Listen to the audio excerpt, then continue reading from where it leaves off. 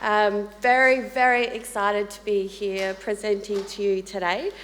Going back 2 years ago, I was sitting in that back row with Stephanie Tumanen from Allure Digital Marketing, and we were speaking about how great this event is every year, and it's a highlight on the networking calendar, and we just love getting together, and especially drinks at the West Oak Hotel afterwards. Last presentation for the day, so hopefully I can keep your attention and keep that energy up. It's been a long day, you're probably a bit brain dead. So I will be taking you through how, we're still on the theme of customer journeys, and I'll be taking you through how to do it with paid social media, and particularly around e-commerce. So my presentation is centred around the beast that is Facebook and Facebook Business Manager, but I will point out a lot of the funnel concepts and can be transferred to other ad platforms very easily, such as Snapchat and TikTok. The ad platforms, their backends are very similar to Facebook Business Manager, but Facebook Business Manager is the absolute beast.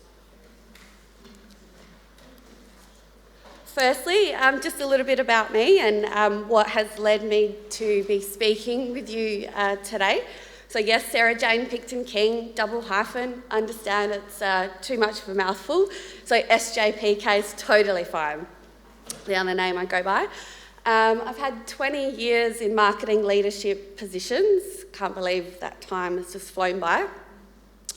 Very, very strong in retail and a number of other sectors. And I'd just like to tell you a story of why I'm standing here today. So going back about 5 years ago, I was leading a marketing team for an international organisation. I was heading up the marketing division for Australia for their trading division. Now, I inherited a strategic plan that had some pretty lofty growth goals around e-commerce. And I just knew with traditional brand marketing and the existing digital channels that they were active on, such as Google, I just knew that we were not going to hit the growth targets that were put in front of us. So I took it upon myself to learn how are all these internet gurus out there getting the ridiculous ROAS and the ridiculous return on investment. How are they doing it? Even though I had digital staff in my team, I just became really obsessed. I just really wanted to know how it all worked. So I taught myself pretty much over a period of about 5 months. I watched every seminar, every YouTube video, every mini course possible. And after about 5 months or so, it really clicked. I discovered the strategy for funnel marketing. And this is early 2017, prior to the 2017 US election and the Cambridge Analytica saga. And playing around the back end of Facebook Business Manager, I was absolutely blown away by the data that you had access to. It was just mind-blowing. So I just knew that I had to become an expert in this space, and it was the way of the future. And that's really when the journey of King Pixel started for me. So a little bit about King Pixel Digital Marketing. We're a boutique agency based here in Adelaide. And we work with clients and have team members all around the globe. We have a strong niche in being early phase e-commerce, specialists in early phase e-commerce for brands that are just getting serious about e-commerce as a channel. So we're official Shopify partners. We absolutely love it. That's our form of choice. We're Klaviyo partners, which is a very smart email automation system designed for e-commerce. Facebook marketing partners. We're obsessed with Facebook ads. And we're also ManyChat partners, which chatbot software, because we're one of maybe 30 agencies around the globe that have first access to a very, very smart, legit AI messenger strategy built for Shopify websites. So that's a tech stack that we mainly work on. We do work with other advertising platforms such as TikTok, Pinterest, Snapchat, YouTube, and of course, Google Shopping. And working with the Shopify platform, it's incredibly easy these days to connect your feed into other advertising platforms such as TikTok and make video ads right from the back of your Shopify. And also Pinterest and Google and Facebook and Instagram. Shopify makes your life easier. Now, how do you go about planning a customer journey using social media advertising and using that customer journey approach? Well, you play the larger market formula. Now, as consumers, you've probably seen thousands of ads in your social media feed promoting products and services that are what we would call bottom of the funnel appropriate, where they're really focusing on 60% off, only 10 left, buy before Thursday, limited release, don't miss out, get in now. Very, very strong call to action type language. So you've all seen it and all been exposed to it. But it's quite narrow thinking in terms of total market size. And if you play the larger market formula, you're actually going to be introducing thousands, if not millions, more consumers to your brand, taking them through a customer journey to ultimately end up with a larger volume of bottom of the funnel customers who end up purchasing from you. And the larger market formula, there's probably a lot of marketers in the room here today, is simply just an upside down AIDA framework. So first stop, get the attention, drum up interest, create the desire, and then the action is the call to action at the bottom. So the larger market formula is simply AIDA turned upside down. Now, some social media channels are more appropriate for certain stages of the funnel, and a really, really great place to start when you get into the paid space is Facebook and Instagram, simply because it's just an absolute beast and it has such wide adoption. Pinterest, I would actually class Pinterest as a pre-top of the funnel channel, and it's probably a place to dabble in once you've got the rest of your funnel strategy in place.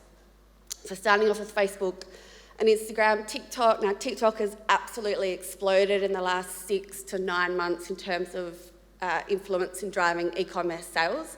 So TikTok made me buy it, fashion talk, etc., etc. As mentioned before, it's very easy to hook up your product feed and make video ads right from the back of your Shopify. You don't even have to leave your Shopify. Messenger is great towards the bottom of the funnel, and then of course you've got your Google Shopping, your Google Search, your SMS marketing and your email marketing strategy at the bottom of the funnel that are highly effective.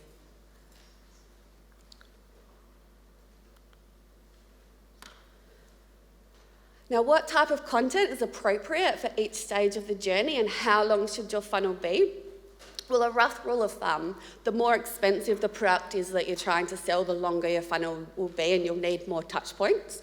But a great place to start is at least sort of 3 distinct stages with your advertising. And if you're selling a product that's probably more than, say, $1,000, you're probably going to need 5 or so stages, and then once you're getting over several $1,000s, you probably need to change the selling environment at the bottom of the funnel and have a lot more going on behind the scenes or back-end marketing strategy to your funnel. But the type of content that works fantastically at the top of the funnel, well, UCG, Will took you through all of that this morning, and why, well, the social law of influence. But you can also put out a lot of content at the top of the funnel that's just simply storytelling. You don't have to be talking about your product and going for the sale at the top of the funnel. Just introduce your brand, tell an interesting story, be human, bring in an emotion.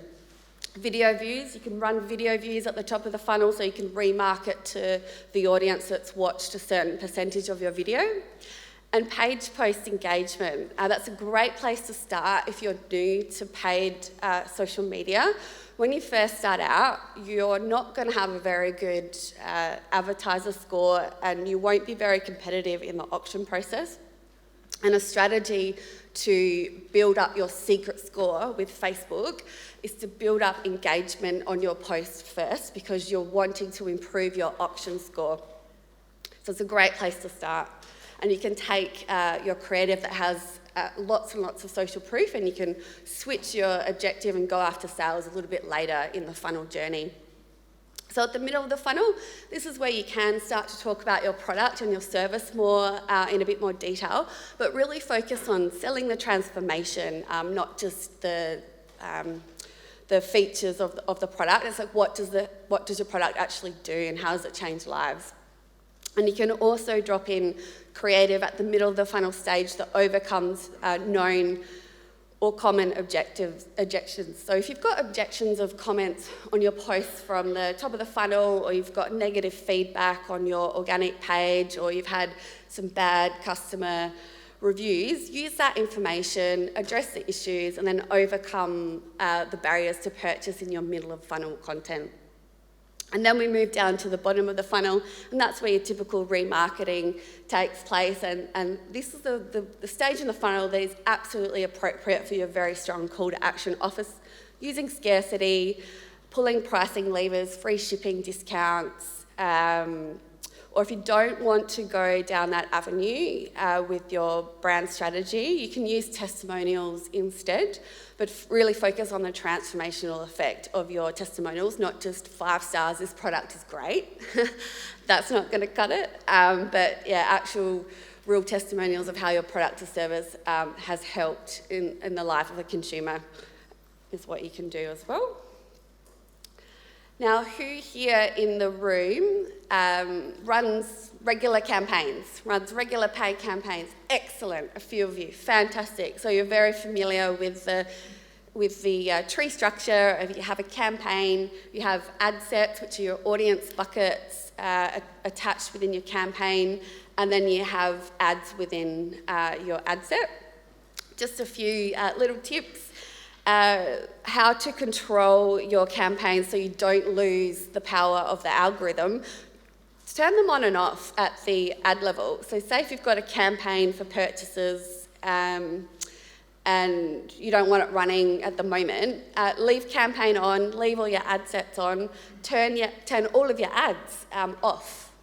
So that way, when it's time to go back to it, you can simply turn it on and you haven't lost a lot of your optimization, you haven't lost a lot of the power of the algorithm, or duplicate and move in a different direction. So that's just a little tip for the active advertisers. And who here has heard of CBO? Who knows what that means? Yeah, a few of you. Campaign budget optimization.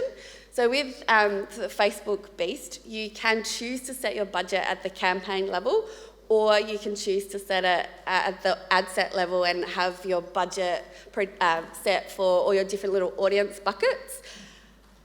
In the last few years, CBO has been absolutely fantastic. If you set your ad budget at that level, what it means is say, hey Facebook, between all my different audience buckets, I've got $100 to spend. You decide where you're going to spend it to get me the result I want.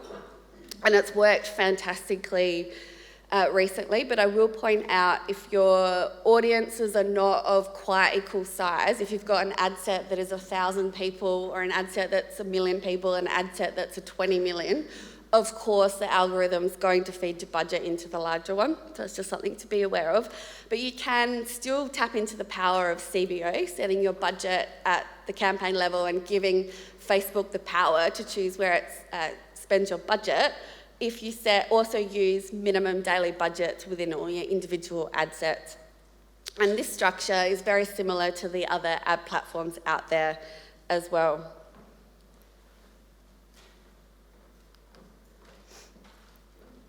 Oh, did I press something wrong? Uh-oh. It's back. Okay. All right, okay, so iOS 14, Apple, disruption to tracking. Hands up if you're having a little bit of a hard time over the last few months. Your tracking's gone a bit wobbly. Yes, it has. Well, the good news is targeting isn't affected yet. We've got a good 6 months left on the millions and billions of data points around the world with targeting. So targeting's not your issue. And yes, tracking's gone a little bit funny. So everyone with iOS devices who have opted out of tracking, we're not getting all that rich information back into the back end of the business portals anymore. But I can tell you from intel last week from agencies that spend millions through their accounts that it looks like the Facebook juggernaut is deliberately feeding more of your placements and more of your budget into Android devices, so it can still prove the ROAS and still track the users. So what that means, if you are a brand and you know that your audience are heavy iOS users, you probably want to interfere here because you still want to serve your ads and your message to market to your iOS device users. The sales still happen, it's just the fact that we can't track them with laser accuracy that we once could. So that's just something to watch out for, and what you can do is you can split out Android devices and split out iOS devices at the ad set level and see what happens. And we, as marketers, we now need to have a few extra steps to track the activity, which I'll go into a little bit later in my presentation. But yeah, be on the lookout for that. So if your performance has tanked the last few months, it might simply be that Facebook on your behalf is feeding more of your budget into Android devices, which is not quite appropriate for you.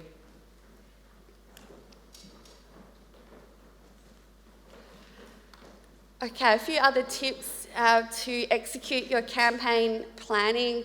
Broad has been working incredibly well over the last year or so, and what I mean by broad is having zero targeting on your ad sets. Literally just point the algorithm in the objective that you want to achieve and let it do its thing. Lead generation, it's holding up, it's still performing really, really well. E-commerce is a little bit all over the place. Some accounts are still doing fine, others have been really disrupted. But what we need to do now is really hone back in and focus in on layering our interest targeting. And a great acronym to help you with your interest targeting is Oasis. So it stands for Organisations, Associations, Software, Influencers and Suppliers. So on top of the normal demographic information that you can plug into your targeting and lifestyle stages and if they're active shoppers or not, you can use Oasis just to make sure that you've got a healthy amount of targeting in your ad sets. And also think about your customer journey and your funnel strategy and how you can start to gain first-party data earlier on in that funnel process. So what I mean by that is ad sets at the top of the funnel that may be lead generation and getting users onto your lists for a discount code, or getting users into your messenger bot flows. So think about how you can gain that first-party data early on in the funnel and have less reliance on the algorithm and pixels to do the heavy lifting for you.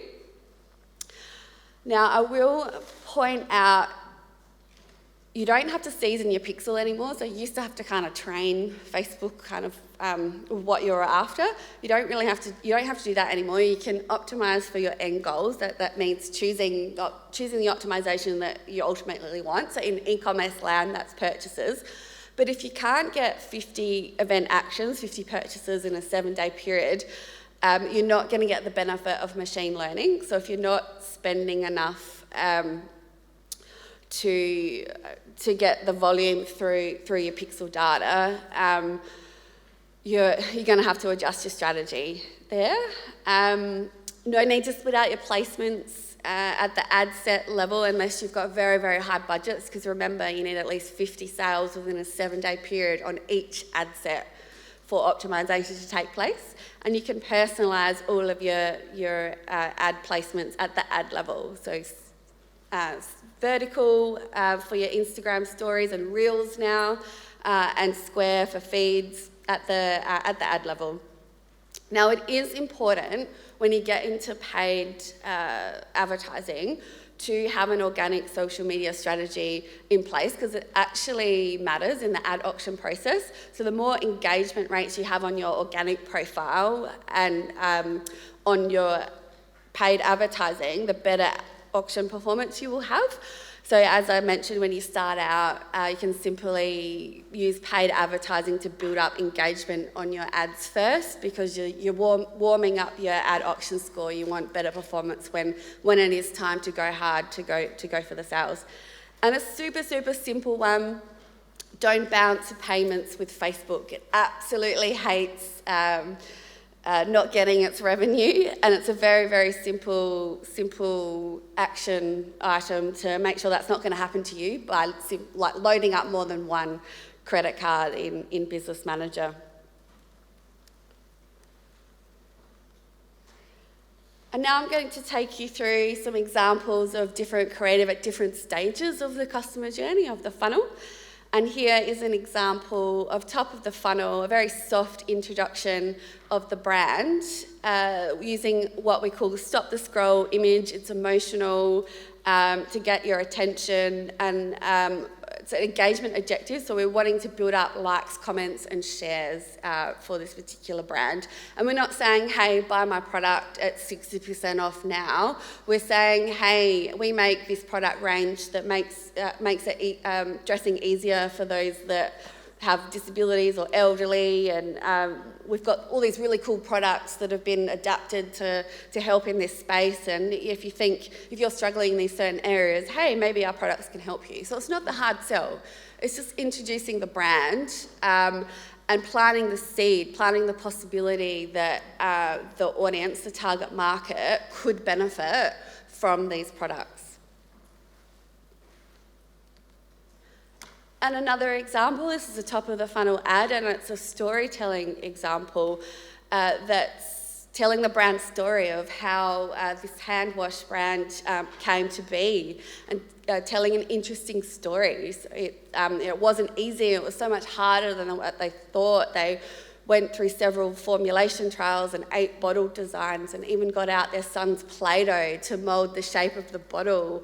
And it was a tedious 2.5-year project, and they're so excited to bring you this product range, so why not check it out? So again, it's not the hard sell. Storytelling, it's just introducing the brand to the market and getting thousands more consumers into their world. All right, so now at the middle of the funnel, this is where we can switch to talking about the product ranges that you offer in a little bit more detail, but still positioning the product as solving a problem. In terms of neuro-linguistic programming, humans make faster decisions if they're moving away from pain or they have a problem to solve, rather than moving towards pleasure or something they desire, tapping into ego and status. So if you can frame your product as solving a problem, you're going to have a slightly higher behavioural response than if you're going after discretionary. It's for pleasure, it's for ego, it's for desire. And here's another middle of the funnel example showing you how the ads within the ad set are overcoming a known barrier to purchase.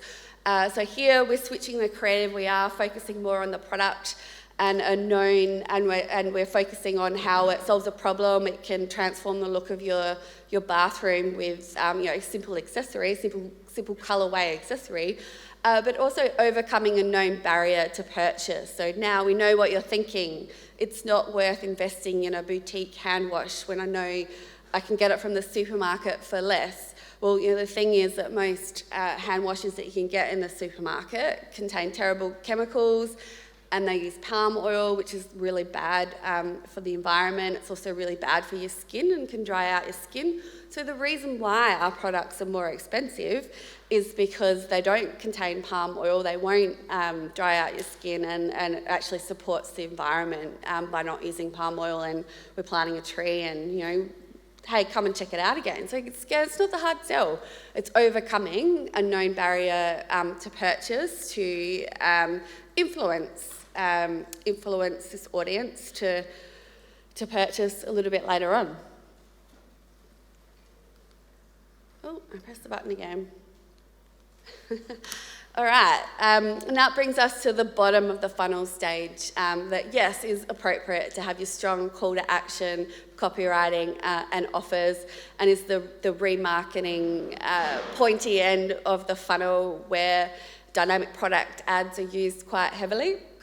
And that's where ads can follow you around. And if you don't want to use discount codes, free shipping or scarcity, you can focus on a customer testimonial before and after transformation, as I mentioned before. And I just will point out, because of iOS, the bottom of the funnel remarketing audiences are smaller now, so you probably need to combine your audiences, make them larger, not be so granular in your remarketing strategy, and extend the timeframes simply so you've got a bit more of an audience to feed out to. All right, so it is really, really important to match your copywriting temperature to the appropriate stage in your customer journey, in your funnel. So there's a very famous and awarded copywriter, Eugene Schwartz, Breakthrough Advertising, who put this little formula together that can help you copyright depending on which stage you are in the funnel. So taking an audience through having no known knowledge of the problem or the product, being totally unaware and having not had the desire placed in them yet for your product, moving to, oh yeah, okay, now I get it, I know what you do, I know what you can offer, I know how you could possibly help me, through to, yep, I know I need this in my life right now, where's the deal, I want to buy now, put it in front of me and I'll buy now. And emotional, I think it's come up a little bit of a theme today, to be real, to be authentic, to use emotion, to get a bit deeper than the superficial. Humans make emotional decisions and then you back it up with logic. So the more you can use emotional storytelling and emotional reasons why a consumer should buy your product, the better.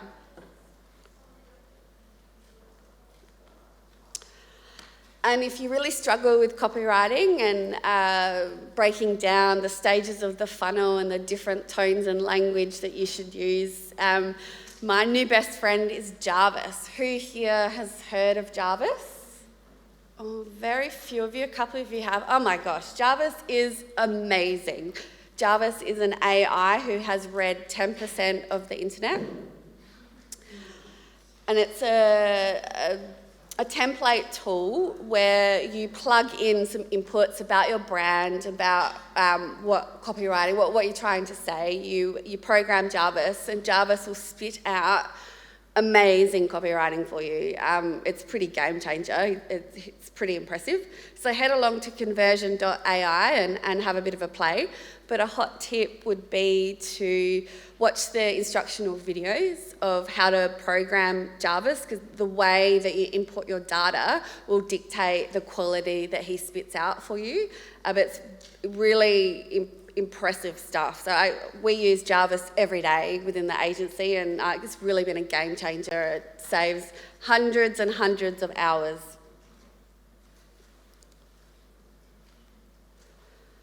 All right, so if you are advertising, what to do if you can't get out of learning limited mode? Well, most of the time it's simply because you're not spending enough for machine learning to really kick in, for the algorithm to have enough room to achieve you what you want. And so ideally you should be spending 5 times your cost per acquisition or your cost per lead per day as your budget. And when you first start out, you're not going to know those numbers, and you really need to allow at least 3 months for testing and learning and discovering what those numbers are for you once you understand how to program your campaigns correctly in the back end of these very, very powerful ad platforms. So what can you do? Well, you can increase your budget if that's available to you. If that's not available to you, you can increase your audience sizes and reduce the number of creatives. So say if you've got 10 different ads across 6 ad sets and your daily budget is $50, well, you're really spreading yourself way too thin. The algorithm's not really going to achieve a hell of a lot for you. So as a recommendation, a great place to start is within every ad set, have one video, have one still image that stop the scroll, still image, not just an image of a product that actually gains your attention, and have a carousel or a collection ad as a good place to start, and have 2 or 3 ad sets. And then later on, well, you can use dynamic ad format, and you can test 5 headlines, 5 pieces of body copy at the same time. So I would suggest testing out 5 headlines, absolutely, and then try a mixture of short form, medium form, and long form copy. And then the last resort, if you still can't get out of learning limited mode, change the optimization, drop it back to being one stage earlier in the sales funnel. So what I mean by that, change your optimization from purchases to add to cart or begin checkout. And then if that doesn't work, drop it back again to conversion campaign, but you want a conversion campaign for view content or landing page views. Now, I don't know why there is a traffic objective in Business Manager. I think it's a bit of a trick. Because if you're running a website and you want traffic to your website, you need to select a conversion campaign. You need to optimise that for landing page views, view content, or now with iOS, optimising for clicking a call to action button, because that's on platform. You know it's 100% reliable. Because what you're actually saying is like, hey, Facebook, find me an audience that will click on my ad, click through, wait for my website to load, move around, move from the landing page to move to a collection page or move into a product page for view content to trigger, versus traffic, which I just find is really junky traffic, very, very high bounce rates. So a partly optimised conversion campaign will always perform better than selecting a traffic campaign in the beast that is Business Manager. And just taking you through a few global trends. So UGC that Will has talked all about, of course, it's working phenomenally. It's so authentic. So anything shot on your phone. So if you are representing a brand that only puts out highly, highly polished, sleek TV quality video ads, you may need to try and influence for the brand to start playing around with UGC. So that's working incredibly well, but also single images. And it's kind of like the concept, if everyone zigs and you zag, you're going to stand out because you're different to the mass of the market. So single images have been performing for e-commerce really well the last 12 months, but you can still be pretty creative with split frames and stop the concept of stop the scroll is still incredibly important. Putting out a single image of a product is probably not going to do anything for you, but if you have a single image that stops the scroll, yes, it'll get your attention. And also adding frames to your dynamic product ads at the bottom of the funnel or at the top of the funnel if you are running DPAs in different stages of your funnel, simply for pattern interrupt. So DPAs are commonly on plain white backgrounds. Your product feed is commonly displayed on plain white backgrounds. So whatever you can do to make yourself stand out from the crowd by adding a frame, you'll slightly lift your results as well. All right, a few more global trends. Yes, no more cookies at the browser level. I'm sure the room has heard that. But it's not the end of the world. If we think about it, Apple had a problem with Adobe Flash and its security flaws many years ago, and it blocked it from iOS browsers, and it really kind of killed Adobe Flash. But the internet moved on. New technology was developed and new ways to develop flashy, interesting websites. And the same thing is going to happen with not having cookie tracking anymore to rely on. So what can you do in the meantime? Because yes, it is a little bit of a bumpy road at the moment, but the Googles of the world and the Facebook of the world are not going to let their advertising revenue come into jeopardy, and they're rapidly developing new technology behind the scenes as we speak. So it's just going to be a little bit of a bumpy few months as we all adjust, but I predict this time next year we're not going to be talking about it. We'll have new tracking technology by then. What can you do in the meantime? Collect first-party data. So use some proportion of your of your marketing budget, of your ad budget, to collect email addresses for lead generation, or to influence your audience to enter your messenger flows, etc. Now, around the globe, there is a move to measure performance using MER, marketing efficiency ratio, instead of being so focused on ROAS, per channel, return on advertising spend.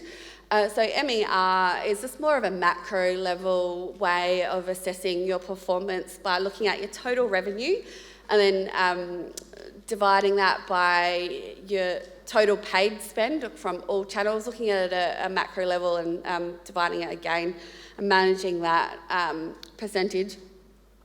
And it's a good idea to really think about the wider customer journey now across platform, omni-channel, and not be so granular channel by channel, to be strategic marketers, to play the long game across multiple channels. But if you still would like attribution per channel with a 95 to 97 accuracy rate, Hyros seems to be the global leader in server-side tracking. So that's tracking what users do at the server. I don't quite understand how the technology works completely, but I know it has access to multiple data points such as payment gateways, and yes, it still uses cookies and social media profiles and email addresses, but it can still track first and last touch attribution, and it does know who the user is on a personal level. So it's probably for the bigger brands because there is a cost associated with Hyros. So if you don't have that available to you, UTM, so putting UTM strings on all of your paid advertising. If you haven't been doing that already, you absolutely have to now. And at the moment, we can only really manage last touch and monitor last touch attribution, and we need to cross-reference that with Google Analytics, the CMS, how many dollars are actually coming into the back end, how many dollars actually end up in the bank account.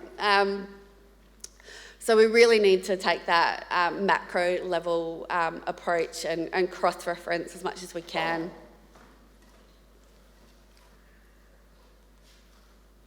And more global trends, so conversational marketing. It's kind of like the new channel. And I don't mean selling via Messenger or SMS. I mean offering a support channel that is actually really helpful. So if you lead with getting a consumer into your messenger flows, you're going to get 3 channels in one. You do need to get consent, and there's strategies around that. But if you can get a consumer into your messenger flow, it's very easy to get their SMS, get their mobile phone number and their email, and then you've got 3 channels in one. And using marketing automation and AI, I believe that there's a session on marketing automation tomorrow, but there's a lot you can do in that space to deliver real-time shipping updates, so tapping into APIs from shipping carriers all around the globe and delivering with pinpoint accuracy where someone's order is at all times and having that delivered to them whenever they want it, so they know that their order's not going to arrive in the next hour. It's literally around the corner, a bit like obviously Uber, like how far away your Uber is. Well, how far away is your parcel? You can also ask for reviews and gather UGC content in exchange for a discount code. Yes, you can do that on email, but it's really powerful when you tap in and do that on Messenger as well. Cross-selling is an obvious one. So consumers that have purchased those red shoes, hey consumer, would you like the matching red bag that goes with it? Very, very easy to re-engage and cross-sell, and you can lift your conversion rates by generally having 24/7 help available on your website. not having a pop-up box in the left-hand corner where no one's available right now, please leave a message and we'll get back to you. Sorry, boring, that's not going to cut it anymore. If you genuinely have 24/7 help available on your site, your conversion rates will increase because you're answering the consumer's question there and then on the spot, and you're overcoming their barrier to purchase, and they will purchase if you are there available to help them. And you can extract up to 4 or 5% additional conversion rate on your site if you have genuine 24/7 help available. You could obviously segment your list very easily, so then your back-end game is a lot stronger. You're only sending email comms or future comms to your database that you know only like red shoes, for instance. And an obvious one, you can save many, many hours on manual customer service. It doesn't have to be human, and the dollars, obviously, you can have lower costs in physical customer service if you tap into AI and marketing automation that is genuinely helpful. So that's a huge, huge trend. So if you're not already thinking about conversational marketing, get into that space. And that leads me to the end of my presentation.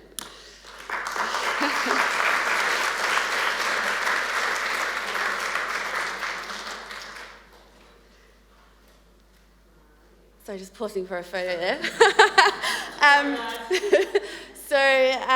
Over to the floor if we have any questions.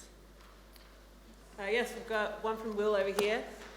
Compulsive questioner, I love it. I think the only one you didn't have a question for was Catherine, I think.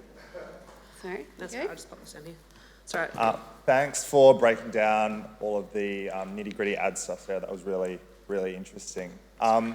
Just a quick question about, obviously with ManyChat and the new integrations of like Instagram and everything else now, which we're super excited about, as I'm sure you are. Have you seen, the first question is, do you think email marketing still is as powerful as it was previously now there's conversational marketing? I guess that's the summary of the question. Yeah, no, absolutely. Email will still have a place, and I think it's amazing when you combine it with DMs, automated DMs in Instagram and Messenger as well. It's pretty exciting. I think email will always have a place. Yeah, email is not dead. So that was going to be my next question. Combined with conversational marketing, as a custom sequence or whatever to send out, is that how you would recommend to integrate the two?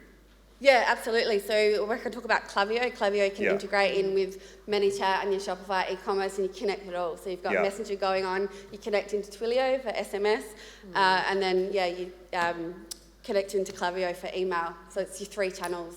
Yep. And it's how you program across those channels and what's appropriate for the customer and what messaging is appropriate, and how you program all that with the strategic marketing strategy is pretty powerful, and that's where the game's at now. You've really got to be across channel, end to end, playing the long game.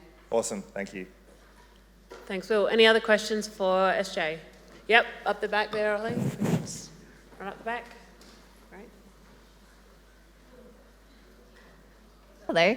My question was around, you said that you taught yourself a lot of the stuff that you know about Facebook ads, and obviously you've gone on from there, but where is a really good place to learn this stuff? Because everywhere's got learn social media marketing ads everywhere, but where is actually a place that you'd recommend people go to learn? Yeah, certainly. So I must thank Kat Howe. She's one of my mentors. I was lucky enough to have a one-on-one with her last week, and she's taught me everything I know about Facebook ads and how to run a digital marketing agency. So the place to learn that from the ground is an online community called DD Pro. It's a membership, you pay for the training, and it's a global community. There isn't a niche out there that you can't be connected with a global expert within this group, and I would credit everything that I know to my mentor, Kat Howe. And also Russell Brunson. I'm a little bit obsessed with funnels, click funnels. That's my 100% tip. Awesome. Do we have any other questions? Yep. Going back to Rob Stratco, Rachel's running up the mic.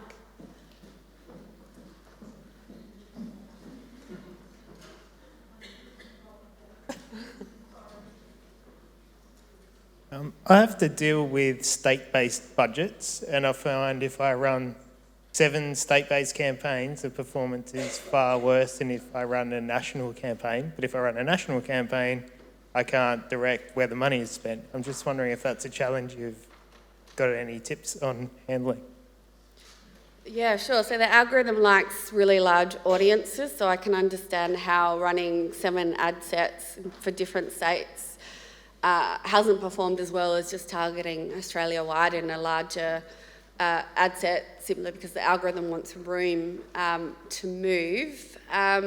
Yeah, that's a tough one. If it's more important for you to have personalised messaging by state, to stick with the 7 ad sets. Yeah.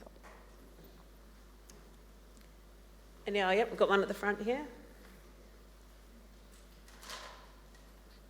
Where you're selling a service, I guess with conversational marketing, do you think there's still a place for that on your social or on your website?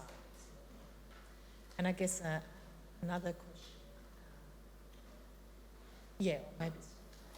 Yeah, absolutely. So conversational marketing is simply just a two-way communication channel with you and your audience. So it absolutely would work with a service as well. Absolutely. I just, if I can just add on to that.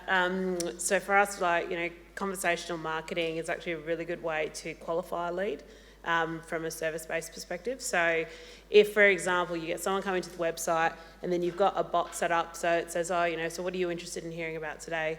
I just, maybe they're an existing client and they actually have a service request, in which case, they get funneled off into a different sort of channel or into an immediate live chat so that one of our team can respond in real time to give them the support they need, like, the website is not working, or, I can't figure out how to do whatever in WordPress. For some of our clients, that kind of text-based messaging rather than a phone call is easier.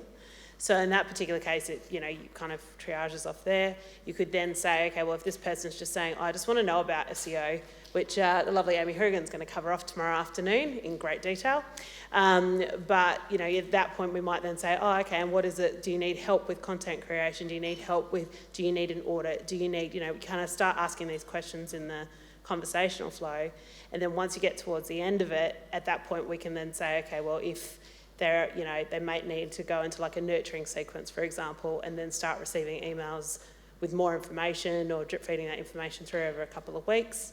And the final email might be book an appointment to catch up so we can talk about your challenges in more detail. And then at that point, hopefully, they trust you at that point, and so you're able to then provide a service if that's what's required. And another question is really around evaluation of your campaign, whether it's, that layered approach about 7 touch points, you said, depending on the value of your service or product. I find in my head it seems easier to evaluate something that you're selling and it's e-commerce, but when it's a service, how do you know how many touch point that person had? It might have been the last SMS that you sent them through that, or the last touch point, but it was the lead up to that, but they don't associate the last point being that SMS or that interaction that they've seen on social media. So how do you actually evaluate? Then something that goes on in my head. So. Yeah. I'm trying not to say the H word because I'm pretty sure you all know that we are a HubSpot Platinum partner. So I'm trying not to say HubSpot, but I'm going to say HubSpot. No, in all honesty, if you do use software like HubSpot, you are able to generate reports that kind of track those behaviours. When you're looking at an individual's contact record, you can actually see all the interactions they've had. If you're using something like Octopost to schedule your social media software, social media posts and that sort of thing, it also then will track that individual user and marry them up into your the contact record in HubSpot. So you'll actually then see, they've actually interacted with our LinkedIn page 5 times. Then they've submitted it. They've had conversation with one of the bots on the website. Then someone reached out to them with a sales call. Then there was a meeting, then there was this, then there was that. So I think when you start to invest in those kind of platforms where you are starting to see that full visibility of not just the marketing side of things, but then the sales process that then follows, that's where you're able to draw some really valuable insights. Ryan will be talking more about marketing automation and personalisation tomorrow and how that all kind of fits in. So I reckon save some more questions for his session tomorrow. Okay, were there any other questions for SJ? Okay, on that note, thank you so much, and please take a lovely bit of wine. Thanks for your time, Jack.